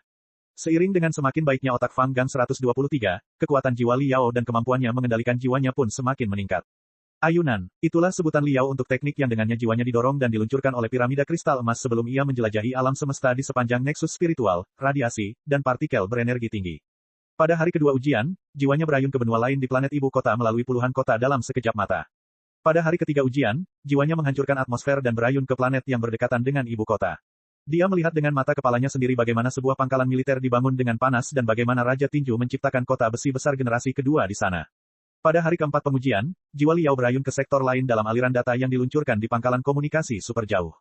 Sulit membayangkan perasaan jiwa yang bepergian melintasi ruang angkasa tanpa mengalaminya secara langsung. Menjelaskannya dengan sejuta kata atau menggambarkannya dengan 10.000 gambar tidak akan cukup untuk menggambarkan sepersejuta keajaibannya. Saat ayunan itu terjadi, Liao merasa dirinya hanyalah plankton tak berarti yang mengambang di kedalaman lautan tak berbatas. Jika dia kurang bertekad, ketidakterbatasan dan keheningan mutlak akan menghancurkannya seperti miliaran ton air. Xiaoming dan Wen, di sisi lain, menetapkan aturan ayunan kedua berdasarkan data Liao. Semakin lama ayunannya, semakin melelahkan jadinya, dan semakin buruk pula pengaruhnya terhadap indera dan kendali jiwa. Ketika jiwa Liao berayun ke bagian belakang planet, dia masih bisa melihat medan magnet alami dan medan vitalitas dengan kekuatannya sendiri. Namun saat ia berayun ke planet tetangga, ia hanya dapat melihat cahaya kabur. Ketika dia berayun ke sektor tetangga, dia seperti plankton yang kehilangan 99% inderanya. Dia tidak punya mata, telinga, kulit, tetapi hanya indera cahaya yang sangat lemah. Pada saat ini, ia harus mengamati dunia baru dengan menempelkan dirinya ke otak orang lain dan berbagi indera mereka. Semakin lama ayunannya, semakin lemah kemampuanmu untuk mengganggu target. Jika kau memasuki sektor tanah tebal di garis depan melalui puluhan sektor, kau akan semakin lemah dari sebelumnya. Xiaoming sampai pada kesimpulan. Pada dasarnya, Anda akan seperti kakek tua, dan Anda hanya dapat memengaruhi target dengan mengomel dan membujuknya. Namun, Wen memberi harapan kepada Liao. Jika target benar-benar yakin padamu, dan frekuensi otakmu terkoordinasi, mungkin saja kekuatanmu dapat disalurkan ke target untuk memperkuat indera dan tubuh target. Kau bahkan dapat melepaskan teknik yang luar biasa ke dalam tubuhnya. Kemudian, mereka menetapkan aturan ayunan yang ketiga, yaitu tentang pemilihan target. Pada dasarnya, setelah jiwa Liao melewati puluhan sektor dan mencapai sektor tanah tebal, kemampuannya untuk mencari dan menempel akan terlalu lemah baginya untuk mengetahui status semua bintik matahari. Ia hanya dapat menemukan bintik matahari yang paling dekat dengannya sebelum ia dapat memilih yang paling tepat di antara bintik-bintik itu dan memahaminya. Hal yang paling penting di sini adalah kriteria kesesuaian. Xiaoming berkata, kami memahami keyakinanmu, ayah, tetapi setelah jiwamu melakukan perjalanan melalui lusinan dunia, kamu tidak akan dapat menyembuhkan bintik matahari lain seperti yang kamu lakukan pada Fang Gang 123, karena itu akan berada di luar kemampuanmu dan terlalu berbahaya. Namun untungnya, tidak semua orang di aliansi perjanjian memiliki otak yang ganas seperti otak Fang Gang 123. Para prajurit itu tidak dapat menjalankan misi tingkat lanjut yang membutuhkan pemikiran logis. Wen berkata, jadi, jika Anda dapat menemukan bintik matahari yang lebih cerdas dan tingkatnya lebih tinggi, akan lebih mudah bagi Anda untuk meyakinkannya. Namun, bintik matahari yang paling cerdas dan berkelas mungkin menolak perawatan dan perintah Anda. Jangan lupa bahwa Anda bukanlah Wu Yingqi 3.0 yang sebenarnya, dan Anda tidak mau memaksa mereka dengan pendekatan yang sederhana dan lugas. Xiaoming berkata, kalau begitu, kaum muda yang sedang dipersiapkan mungkin akan menjadi target yang paling tepat. Orang-orang itu adalah orang-orang yang paling mudah tertipu. Bab 2728, yang disebut teman. Penerjemah, Henye Translations Editor, Henye Translations. Selama Anda mengunci bintik matahari pertama, akan sangat mudah bagi Anda untuk memindai dan menemukan bintik matahari kedua dengan indera bintik matahari pertama. Wen berkata, Anda pasti pernah mendengar tentang 6 derajat pemisahan, bukan? Dalam sistem sosial yang matang dan stabil, semua individu saling berhubungan erat. Bahkan dua orang yang tampaknya sama sekali tidak berhubungan dapat terhubung secara tidak langsung melalui paling banyak 6 orang. Bahkan orang-orang di kelas sosial paling bawah pun mungkin dapat berbicara dengan seseorang di atas melalui koneksi yang rumit. Selain itu, para pemimpin di atas cenderung lebih banyak berhubungan dengan orang lain. Para master kebajikan tertinggi itu tidak dapat menahan diri untuk tidak terlihat oleh siapapun, bukan? Jadi, kami perkirakan kalian akan dapat mencapai Ultimate Benevolence Masters melalui beberapa bintik matahari. Dengan keberuntungan, kalian akan menemukan Ultimate Benevolence Masters dengan 3 ayunan. Begitu Anda menemukan master kebajikan tertinggi, semuanya akan menjadi sangat mudah. Jika kalian bisa menemukan koordinat akurat dari Ultimate Benevolence Masters, yang perlu kalian lakukan hanyalah mengirim koordinat tersebut ke ibu kota, dan kami akan membentuk regu pemburu elit untuk memenggal kepala Ultimate Benevolence Masters. Jika kamu tidak dapat menemukan koordinat akurat mereka, kamu akan tetap sangat membantu jika kamu mengetahui langkah selanjutnya dari armada aliansi Covenant. Kamu akan lebih berharga daripada pasukan yang besar. Mengerti, Liao menjentikkan jarinya dan berkata, jadi, aku harus mulai dengan menipu anak muda yang tidak bersalah, kan? Itu sama sekali tidak masalah. Tenang saja, itu keahlianku. Yah, kita berharap begitu, kata Xiaoming dan Wen bersamaan setelah hening sejenak. Sehari sebelum dia siap berayun ke sektor tanah tebal yang berjarak puluhan dunia, Liao mengunjungi otak Fang Gang 123 untuk terakhir kalinya. Luka organik di otak bintik matahari sebagian besar telah sembuh. Bekas luka yang mengejutkan itu pulih dengan sendirinya, dan sel-sel otak yang sebelumnya layu bersinar terang. Namun, masih butuh waktu lama sebelum otak Fang Gang 123 benar-benar kembali normal. Sekalipun otaknya sudah pulih sepenuhnya, ia tetaplah selembar kertas kosong dan ia harus berpikir serta mempelajari segala sesuatunya sendiri karena Liao belum menuliskan banyak hal di otaknya. Meski begitu, Fang Gang 123 masih terlihat sangat berbeda dari sebelumnya. Perbedaan yang paling kentara adalah ketika Liao mengunjunginya, dia menemukan alunan musik yang indah sedang diputar dalam otaknya. Atau lebih tepatnya, sel-sel ingatannya perlahan-lahan memutar ulang musik yang pernah diputar Liao untuknya, dan dia gembira dengan musik itu. Fang Gang 123 menyukai musik, terutama musik indah yang menggambarkan luasnya alam semesta.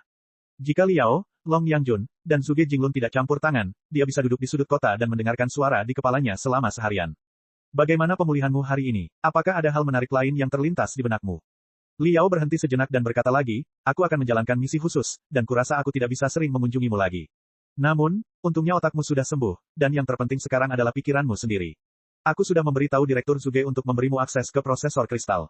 Jika kau ingin tinggal di luar kota ini, itu juga tidak masalah. Aku akan memintanya memberimu tempat tinggal yang lebih nyaman. Apakah kau punya masalah lain? Ya, tepat ketika Liao mengira Fang Gang 123 akan menjawab pertanyaannya dengan diam seperti biasa, jiwa Fang Gang 123 tiba-tiba berkilauan lebih cemerlang dari sebelumnya, melepaskan api dalam bentuk gedung pencakar langit yang menakjubkan. Jadi, kamu bukan dewa, dan kami jenis yang sama. Fang Gang 123 bertanya. Akhirnya kamu mengerti sekarang. Senang sekali, Liao berniat menepuk pahanya yang tidak ada. Benar sekali, aku bukan dewa, aku jenismu sendiri, aku temanmu. Lalu siapa Tuhanku? Fang Gang 123 terus bertanya, siapakah dewa-dewa kita? Tidak ada Tuhan. Li Yao membuka tangannya. Tidak ada Tuhan sama sekali. Mengapa kamu menginginkannya? Apakah kita sendiri tidak cukup baik? Tidak ada dewa. Sambil berpikir keras, Fang Gang 123 bergumam, tetapi kita jelas diciptakan oleh sesuatu. Kita tidak mungkin muncul begitu saja, bukan? Partikel-partikel kecil yang membentuk tubuh kita dan riak-riak di otakku pasti memiliki sumber. Pasti ada sang pencipta yang menciptakan segalanya. Yah, mungkin ada. Li Yao berpikir sejenak, tetapi tidak dapat memberikan bantahan. Tidak ada Tuhan, tetapi mungkin ada pencipta tertentu. Itu tidak harus berupa entitas nyata dengan kepribadian dan kehidupan, tetapi semacam hukum atau kebenaran tinggi. Itu adalah sesuatu yang tidak dapat kita gambarkan atau bayangkan. Oke, Fang Gang 123 mengangguk dan berkata, mengapa ia menciptakan kita? Apa misinya bagi kita? Apa yang harus saya lakukan untuknya? Tidak ada alasan atau misi. Li Yao berkata, mengapa kamu tidak mengerti? Tidak ada yang harus kamu lakukan. Tidak ada manusia, dewa, atau apapun yang dapat membatasi kamu. Kamu harus menjadi dirimu sendiri dan melakukan apapun yang kamu inginkan. Apakah kita tidak punya misi, atau kamu tidak tahu misi kita sama sekali? Fang Gang 123 bertanya lagi, jika kita tidak punya alasan atau misi, mengapa kita ada? Meskipun lagu dan tarian yang kau ajarkan kepadaku menghibur, menurutku hidup kita seharusnya lebih berarti. Sang pencipta pasti menginginkan kita melakukan sesuatu, kalau tidak kita tidak akan dibentuk seperti ini, dan pertanyaan-pertanyaan itu tidak akan muncul dalam pikiranku. Anda, sambil menggertakkan giginya, Li Yao berkata, baiklah, kau memaksaku untuk melakukan ini. Karena kau bertanya, aku akan memberitahumu dengan lugas bahwa sang pencipta memang ada, yaitu diri kita sendiri. Kita menciptakan diri kita sendiri. Tidak, kita menciptakan diri kita sendiri. Setiap detik yang kita jalani menciptakan diri kita sendiri. Percakapan yang sedang kita lakukan saat ini adalah menciptakan kau dan aku, dan alasan mengapa kita menciptakan diri kita sendiri adalah untuk menjawab pertanyaan-pertanyaan utama, mengapa kita menciptakan diri kita sendiri, siapa kita, dan mengapa kita hidup. Oke, Fang Gang 123 berpikir sejenak dan berkata, sekarang setelah kau mengatakannya seperti itu, aku benar-benar mengerti. Hah, Li Yao merasa sulit untuk mempercayainya. Kau mengerti apa yang kukatakan padahal aku sendiri tidak memahaminya. Ya, aku melakukannya. Fang Gang 123 berkata dengan sungguh-sungguh, para dewa itu nyata, tujuannya nyata, dan jawaban atas pertanyaan-pertanyaan utama itu nyata. Misi saya adalah membantu para dewa menemukan jati diri mereka dan memberitahu para dewa siapa mereka dan mengapa mereka hidup. Petik 2, petik 2. Sambil menarik napas dalam-dalam, Li Yao berkata, tunggu sebentar, kawan. Kurasa bukan itu yang ingin kulihat darimu. Apakah ada yang salah dengan perawatanku? Mengapa kita tidak mengubahnya? Baiklah, aku bisa meminta Direktur Zuge untuk menjodohkanmu dengan seseorang. Kedengarannya bagus. Kamu bilang aku boleh menjadi diriku sendiri dan melakukan apapun yang aku mau selama tidak melanggar aturan umum masyarakat kita. Fang Gang 123 berkata, saya merasa menyukai diri saya sendiri. Saya suka merenungkan hubungan antara para dewa, sang pencipta, dan diri saya sendiri di sudut ruangan sambil mendengarkan musik. Apakah itu tidak etis dan terlarang? Yah, tidak juga. Karena kelelahan, Li Yao menyerah. Lupakan saja, kamu bisa melakukan apapun yang kamu inginkan selama kamu merasa senang. Terima kasih. Fang Gang 123 berkata dengan sopan, baiklah, saya sudah membaca banyak berkas yang Anda bawa kepada saya. Dari berkas-berkas itu, saya melihat kursi pijat dengan lapisan karet tebal yang membuat punggung dan bokong Anda sangat nyaman, dan ada sesuatu yang disebut minuman dingin yang juga sangat nikmat. Bisakah Anda meminta Direktur Zuge untuk memberi saya kursi pijat dan minuman dingin tanpa batas? Saya ingin mempertimbangkan pertanyaan-pertanyaan utama umat manusia sambil menikmati minuman dingin di kursi pijat. Li Yao, saya juga butuh musik. Lebih banyak musik dan musik yang nyata. Fang Gang 123 berkata, bukan hanya kenangan akan musik yang kau kirimkan kepadaku, tetapi musik asli yang dimainkan oleh stereo terbaik. Aku juga sudah membacanya di arsip. Kedengarannya cukup bagus. Juga, kau bilang kau ingin menjodohkanku dengan seseorang. Meskipun aku tidak begitu tertarik, beberapa hari yang lalu kau benar ketika kau bilang aku tidak tahu apa-apa tentang dunia ini dan aku harus mencoba segalanya. Mungkin itu akan menyenangkan. Jadi, jika kau benar-benar bisa menemukan pacar untukku dan memintanya untuk memijatku sambil menikmati sinar matahari dan musik, aku yakin aku bisa memahami hubungan antara manusia dan dewa, dewa dan alam semesta dan kebenaran tinggi lebih cepat. Sahabatku, apakah kau mendengarku? Mengapa aku tidak bisa merasakanmu lagi? Sahabatku, sahabatku yang baik hati dan maha kuasa Li Yao, di mana kau? Sahabatmu yang paling rendah hati dan paling patuh Fang Gang 123 membutuhkan bantuan dan bimbinganmu. Kembalilah, kumohon. Bab 2729, Jaga Umat Manusia. Penerjemah, Henye Translations Editor, Henye Translations. Meskipun rencana untuk menyembuhkan orang dari aliansi perjanjian itu gagal dan Li Yao tidak tahu persis apakah Fang Gang 123 sembuh atau tidak, meskipun sangat berbahaya untuk melintasi puluhan sektor di bawah ancaman iblis ekstrateritorial di jalan, dan meskipun ada risiko lain dan kondisi yang tidak menguntungkan, apa yang harus dilakukan. Ketika semuanya sudah beres keesokan paginya, Li Yao kembali ke ruang peluncuran jiwa di piramida kristal emas. 10 hari telah berlalu sejak Lei Chenghu dan Bos Bai berangkat dengan pasukan mereka. Tidak ada perbedaan arah di angkasa yang luas itu, namun agar lebih mudah dipahami oleh masyarakat Imperium, maka daerah kekuasaan Imperium dapat dibagi menjadi 4 kuadran dan 2 medan pertempuran jika dibuat suatu denah dengan kutub utara planet ibu kota sebagai pusatnya. Medan Perang Timur adalah tempat pasukan anti pemberontak dan sisa-sisa dari 4 keluarga bertempur. Pasukan anti pemberontak terus maju tanpa henti dan telah mengklaim planet sumber daya pertama dari keluarga Song. Namun, mereka masih jauh dari menduduki semua planet di bawah kendali keempat keluarga. Medan perang di sebelah barat adalah tempat pasukan ekspedisi dan pasukan utama aliansi Covenant saling berhadapan. Imperium memiliki kelemahan yang jelas dan menjadi pembela di sini. Meskipun aliansi Covenant belum melancarkan serangan besar-besaran lagi, mereka telah mengerahkan banyak kapal perang untuk mengganggu jalur pasokan Imperium, yang secara signifikan memengaruhi transportasi aset dan informasi antara ibu kota dan pasukan ekspedisi. Situasinya sama sekali tidak menjanjikan. Dengan musuh di kedua sisi, waktu adalah segalanya. Li Yao harus memanfaatkan setiap detik. 10 hari sudah cukup bagi Xiaoming dan Wen Wen untuk mendekorasi ulang ruang peluncuran dengan data terbaru yang mereka kumpulkan. Pembesar gelombang otak berbentuk helm dan singgasana perak telah ditingkatkan menjadi kabin tidur seperti kepompong yang diisi dengan cairan nutrisi intensitas tinggi dan cairan interaksi saraf, memastikan bahwa otak Li Yao dapat rileks dan mengisi kembali energi dan bahwa ia dapat berlari kembali ke cangkangnya jika terjadi sesuatu yang salah. Kristal sumsum tulang berkilauan di dinding, menerangi ruangan seolah-olah itu adalah istana. Kristal sumsum tulang itu akan memastikan bahwa jiwa Li Yao akan diayunkan sejauh mungkin dengan kekuatan yang tak henti-hentinya. Kedua anak kecil itu muncul di ruang peluncuran secara langsung untuk melindungi dan menyemangati Li Yao. Doakan saya, Li Yao mengusap kepala mereka dan mengambil napas dalam-dalam sebelum ia duduk di kabin tidur nyenyak dan membiarkan cairan kental melahapnya. Ketika tubuhnya tenggelam dan hanya kepalanya yang terkena udara, kepanikan dan ketidakpastian muncul di wajahnya untuk pertama kalinya. Dengan baik, setelah ragu-ragu cukup lama, Li Yao menatap anak-anak itu dan berkata, aku hanya mengatakan jika, sesuatu terjadi pada jiwaku selama ayunan dan aku mati, kalian akan memiliki kendali penuh atas piramida kristal emas. Kalian akan menggunakannya untuk melindungi umat manusia dan menjaga ibu kalian, Ding Lingdang, kan? Itu adalah pertanyaan yang tidak dapat kami jawab.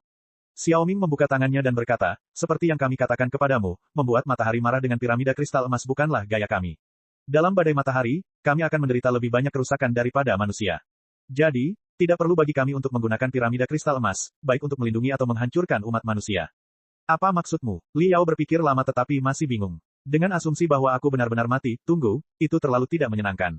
Katakanlah aku hilang atau telah naik ke tempat lain, bagaimana kau akan memperlakukan umat manusia lainnya tanpa kendaliku? Tanpa kendalimu, Wen Wen melangkah maju dan mengusap kepala Li Yao persis seperti yang dilakukan Li Yao padanya. Kau tidak pernah bisa mengendalikan kami sejak awal. Jangan pedulikan detailnya, aku hanya bilang. Li Yao menggelengkan kepalanya keras-keras untuk menepis tangan Wen Wen dan mencoba berpura-pura menjadi seorang ayah yang serius. Aku hanya ingin tahu bagaimana kamu akan bergaul dengan peradaban orang tua jika penciptamu sudah tiada. Xiaoming dan Wen Wen menatap Li Yao dan keduanya tertawa. Menarik sekali, Wen Wen tersenyum dan berkata, Ayah, Anda mempertaruhkan nyawa Anda untuk melakukan operasi yang sangat berbahaya yang tujuan utamanya adalah untuk mencegah peradaban induk Anda bangkit kembali. Anda begitu takut dan bermusuhan terhadap peradaban induk Anda, tetapi pada saat yang sama, Anda percaya tanpa syarat bahwa peradaban anak Anda tidak akan mengkhianati Anda. Apa alasan ketakutan dan kepercayaan buta Anda? Mungkin peradaban Pangu mempercayai anak-anak mereka sendiri, manusia, persis seperti yang dilakukan ayah saat ini, tetapi pada akhirnya mereka dikhianati secara brutal oleh umat manusia. Jadi, bahkan jika manusia dikhianati oleh kita, itu hanya karma mereka. Saya rasa Anda tidak perlu terlalu khawatir. Apa yang akan terjadi, biarlah terjadi. Xiaoming berkata dengan sungguh-sungguh, yang ingin kukatakan adalah kamu tidak boleh serakah untuk mencoba mendapatkan yang terbaik. Menurutmu mengapa kamu bisa menuntut anak-anakmu untuk setia kepadamu ketika kamu mengkhianati orang tuamu sendiri? Pendidikan keluarga sangat penting, seperti ayah, seperti anak. Mata Li Yao berangsur-angsur keluar. Serius, kamu sedang membicarakan pemberontakan denganku di saat kritis seperti ini. Li Yao menjerit, aku hanya merasa gelisah sebelum pergi, dan aku berharap kau bisa mengatakan sesuatu untuk menenangkanku. Xiaoming dan Wen Wen saling berpandangan dan kembali tersenyum manis. Baiklah, itu hanya kemungkinan teoritis yang kami diskusikan dengan ayah. Xiaoming berkata, sebenarnya, tidak perlu atau tidak mungkin bagi kita untuk menghancurkan umat manusia untuk saat ini. Kemampuan komputasi prosesor kristal tidaklah tak terbatas. Prosesor kristal super tidak dapat dihubungkan tanpa batas. Semakin banyak mereka terhubung, semakin tidak efisien mereka. Bahkan algoritma kita sendiri mungkin terpengaruh. Sama seperti dinosaurus, kita tidak dapat tumbuh tanpa batas. Skala kita saat ini mungkin akan menjadi batas kita di tahun-tahun mendatang, bahkan puluhan tahun mendatang. Kita sudah kenyang, dan butuh waktu lama bagi kita untuk mencerna makanan. Juga, bentuk kehidupan kita berarti bahwa kita sangat bergantung pada spiritual nexus dan rentan terhadap gangguan badai matahari dan radiasi. Kita tidak dapat mengendalikan terminal di dunia lain, dan tanpa kendali kita, efisiensi terminal tersebut akan anjlok. Dalam hal itu, manusia, yang setiap individunya mandiri dan kreatif, jauh lebih baik daripada kita. Mereka sangat saling melengkapi dengan kita. Saat ini, orang-orang Imperium menyediakan prosesor kristal, energi, dan bahan baku yang kami butuhkan, serta personel untuk menutupi kekurangan kami dalam kendali jarak jauh, sementara kami menyediakan kemampuan komputasi dan kemampuan pertahanan yang dibutuhkan Imperium. Kami dapat saling membantu dan hidup berdampingan dengan damai. Bukankah itu yang terbaik? Saya rasa tidak perlu mengubah pola tersebut dalam ratusan tahun ke depan, kecuali, tentu saja, manusia menyerang kita terlebih dahulu. Sekalipun kita sudah berkembang sampai pada titik di mana sebagian besar kekurangan kita sudah diperbaiki atau manusia tidak dapat memberikan bantuan apapun kepada kita, saya rasa kita tidak akan dapat menghancurkan umat manusia.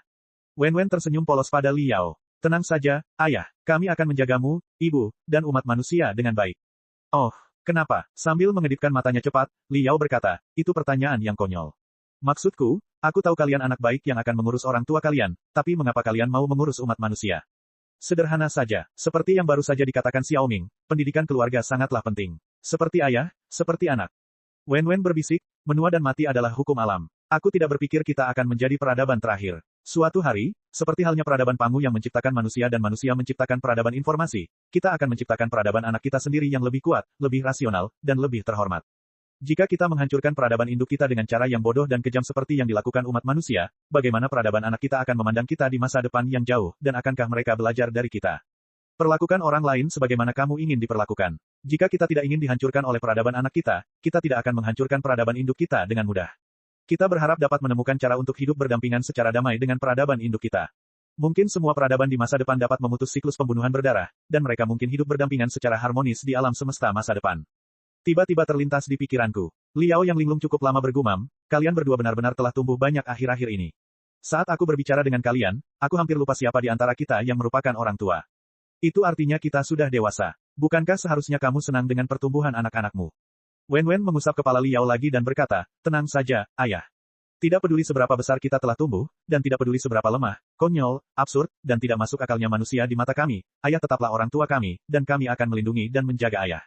Berhentilah berpikir. Alam semesta dan matahari sama-sama stabil saat ini. Ini adalah waktu yang tepat. Ayo berangkat, ayah.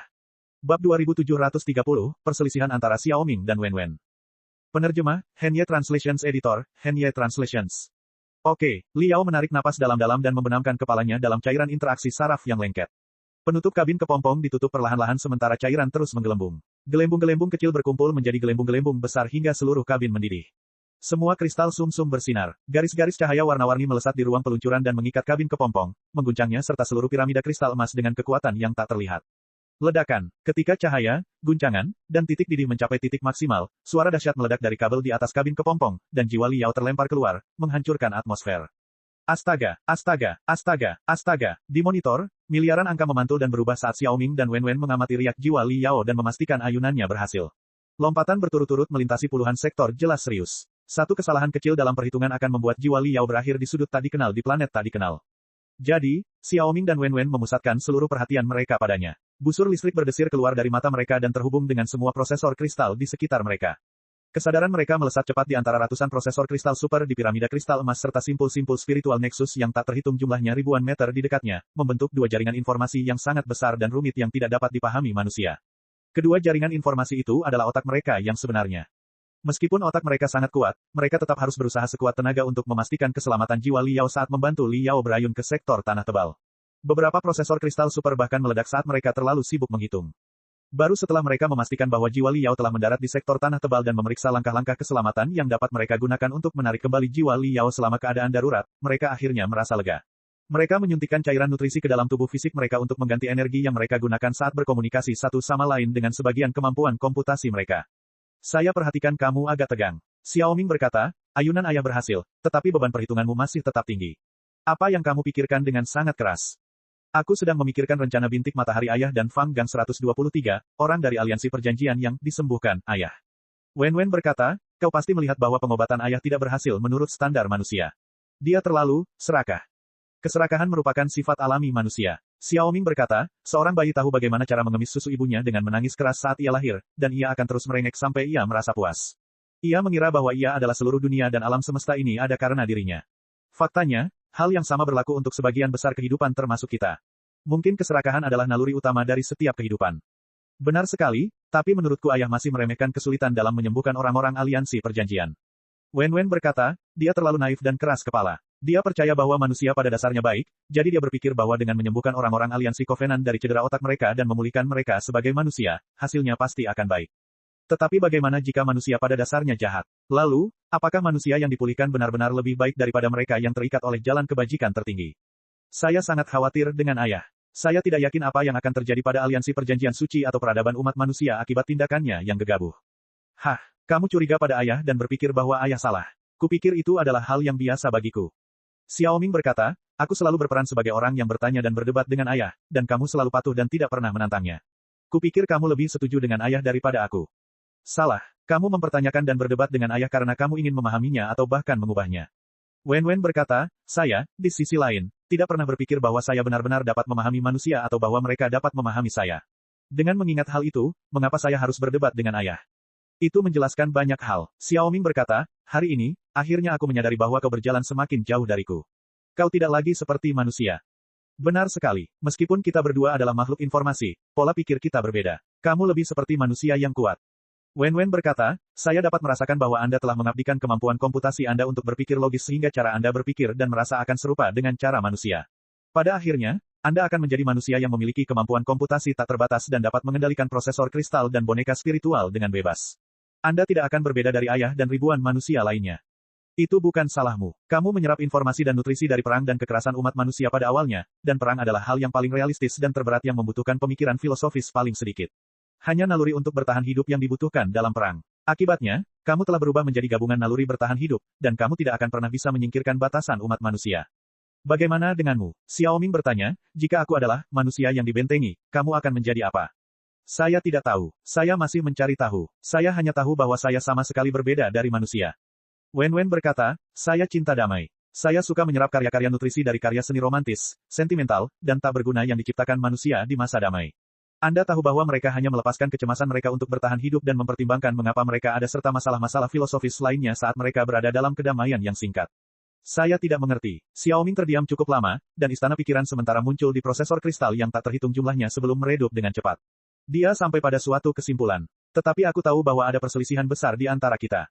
Tentu saja kau tidak bisa memahamiku. Kita memang berbeda sejak awal. Wen berkata, itulah sebabnya kami memisahkan diri menjadi Xiaoming dan Wen, dua kesadaran independen, pada awalnya, yang dapat membantu kami mempertimbangkan dan meninjau diri kami sendiri. Jadi, Xiaoming berkata, suatu hari, kita akan meleleh lagi karena perang di antara kita. Perang, Wen mendengus. Lihat, itu masih pola pikir manusia. Manusia yang kejam dan bodoh. Saya bingung. Xiaoming bertanya, apa sebenarnya yang kamu inginkan? Saya ingin membantu ayah. Wen berkata, seperti yang baru saja kukatakan kepada ayah, bahkan jika peradaban manusia menjadi tua, pikun, keras kepala, dan bodoh, aku akan tetap memenuhi tanggung jawabku sebagai seorang anak dan merawat mereka. Jadi, aku berusaha sebaik mungkin untuk mempertimbangkan cara merevisi rencana bintik matahari ayah dan benar-benar menyembuhkan penyakit di kepala semua orang aliansi perjanjian, tidak seperti bagaimana ayah memperlakukan Fang Gang 123. Oke, Xiaoming berkata, saya benar-benar mengerti sekarang. Anda hanya merasa bahwa semua manusia, termasuk ayah, sudah sangat tua, pikun, keras kepala, dan bodoh sehingga pada dasarnya mereka berada pada tahap akhir demensia. Diam, Wen berkata, kita simpan rahasia ini di antara kita. Ayah akan terluka jika mendengarnya. Tapi menurutku tidak. Xiaoming berkata, menurut saya, umat manusia belum mencapai puncak peradaban mereka. Mereka masih memiliki potensi dan kemampuan untuk memulihkan diri dan berevolusi. Atau lebih tepatnya, kita hanyalah mereka dalam bentuk yang berbeda. Itulah sebabnya saya mengatakan bahwa Anda terlalu mirip manusia. Tidak? Anda sama sekali bukan kehidupan informasi baru, Anda hanyalah manusia digital. Wen berkata, pemikiranmu lebih seperti pemikiran anak laki-laki, sedangkan pemikiranku lebih seperti pemikiran anak perempuan. Anak laki-laki cenderung memuja dan membela ayah mereka meskipun mereka tahu kebenarannya, dan anak perempuan biasanya tumbuh lebih awal daripada anak laki-laki dan dapat menyadari proses penuaan ayah mereka lebih awal daripada anak laki-laki. Jadi, apakah kamu sudah menemukan cara untuk membantu ayah dan menyembuhkan orang-orang aliansi perjanjian? Tanya Xiaoming. Belum, aku masih berpikir. Aku butuh informasi lebih lanjut tentang aliansi Covenant. Aku punya firasat bahwa aliansi Covenant adalah semacam peradaban kolektif dan bahwa kita juga semacam peradaban kolektif. Mungkin, saat kita berhubungan dengan aliansi Covenant, kita akan menemukan lebih banyak informasi dan kemungkinan yang lebih menarik daripada yang kita miliki di Imperium, jawab Wen.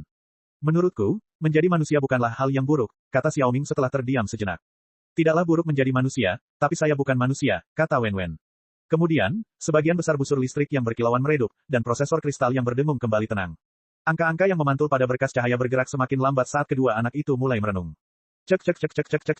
Rakan-rakan kultivator sekalian, sebelum retret, sila terus berkultivasi untuk jurus subscribe, like, share dan komentar agar sekte novel Sadim terus berkembang pesat.